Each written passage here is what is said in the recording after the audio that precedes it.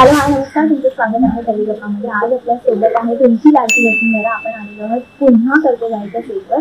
तर काय नेमकं चाललंय जाणून मला हे ऐकायला आवडेल। आता गणपती सध्या येत आहे, त्यांचं सेलिब्रेशन सुरू झालेलं आहे। तुझा गणपतीचा काय प्लॅन आहे किंवा तू कसं गणपती सेलिब्रेट करते?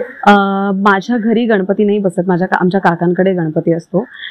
सो आम्ही जातो दरवर्षी गणपतीला काकाकडे आणि सेलिब्रेट करतो। अदरवाईज लहानपणापासून मला ज्या लहानपणापासूनच्या माझ्या आठवणी आहेत त्या म्हणजे आई बाबा मी आणि माझी लहान बहीण आम्ही एकत्र गणपती लागले की मग मंडळाचे गणपती असायचे आणि तेव्हा मी चाळीत राहायचे। सो तेव्हा आम्ही सगळ्या मंडळाचे गणपती बघायचो आणि मी समाव आरत्या आणि त्याच्यामध्ये मला फार इंटरेस्ट होता। त्यामुळे मी प्रत्येक मंडळाच्या प्रत्येक ठिकाणी एक एक दिवस आरतीला जायचे आणि आय वॉज द वन जी माईक होल्ड करायची आणि सगळ्या आरत्या बोलायची आणि सगळं असं। येस। बरं, गणपतीचं मला दिसतंय की प्रेम तरी खूपच आहे। एक गोष्ट विचारायला आवडेल, गणपती बाप्पांना सॉरी आणि थँक्यू म्हणायचं झालं तर ते काय असेल? सॉरी काय?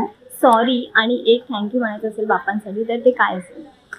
थँक्यू की माझ्या आयुष्यात एक महत्त्वाची व्यक्ती पाठवली, तो म्हणजे माझ्या मामाचा मुलगा। छोटासा आहे, 4 वर्षाचा। 1 वर्षाचा असताना माझ्या हातात आला तो आणि मी त्या काळात खूप डिप्रेस्ड होते आणि I was not well. So असं म्हणतात की छोटं पाऊल घरामध्ये आलं की आपल्या गोष्टी आपण विसरून जातो आणि आपण सगळ्या गोष्टी विसरून आपण खूप मोकळ्या मनाने आणि अजून चांगलं जगायला लागतो। सो मला वाटते की थँक्यू की मी इतकं चांगलं जगले। आणि सॉरी,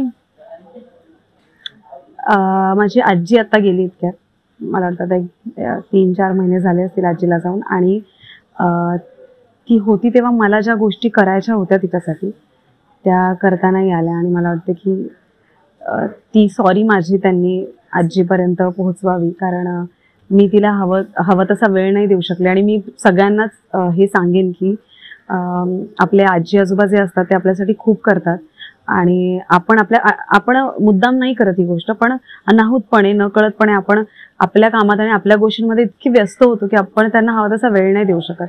सो मी तो वेळ नाही देऊ शकले याची मला खंत आहे। माझी बहीण आणि आई म्हणतात की तुला जेवढं करता आलं तू केलं, पण तरी एक आपल्याला एक गिल्ट असतं। सो ते गिल्ट आहे आणि ते आय होप सो की ह्या निमित्ताने गणपती बाप्पा तिच्यापर्यंत सॉरी पोहोचले।